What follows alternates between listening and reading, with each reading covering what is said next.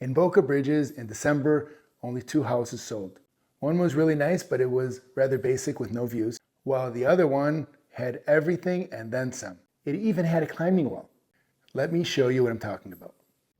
17442 Rosella Road was a Murano model. Those are single level. It had 3,787 square feet. It sold for $2,375,000. That comes out to $627 per square foot. And this one was on the market for 88 days. This home was in a cul-de-sac. It had a beautiful saltwater pool, although there was no lake view and no jacuzzi and no summer kitchen. The house had beautiful coffered ceilings, a nicely upgraded kitchen with Sub-Zero and Wolf appliances, and an oversized island, a full house generator. It also had a water filtration system. Really nice house, but not nearly as fancy as a lot of the other houses inside of Boca Bridges.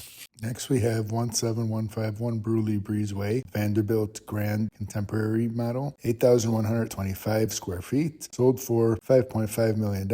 It comes out to $676 per square foot and was on the market for 248 days. This house was absolutely spectacular. It's the one that had everything, including a climbing wall. I've never heard of a climbing wall inside of a house. This one had it. Also, it had a fully turfed backyard with a golf putting green, long lake view pool with a jacuzzi and a waterfall. There was a beautiful giant second floor balcony. The kitchen, obviously upgraded with a 72-inch Sub-Zero refrigerator freezer and a professional grade Wolf range oven combo. This house also featured 4-car garage with glass doors. It was a spectacular house, but they originally listed it for $6.5 million.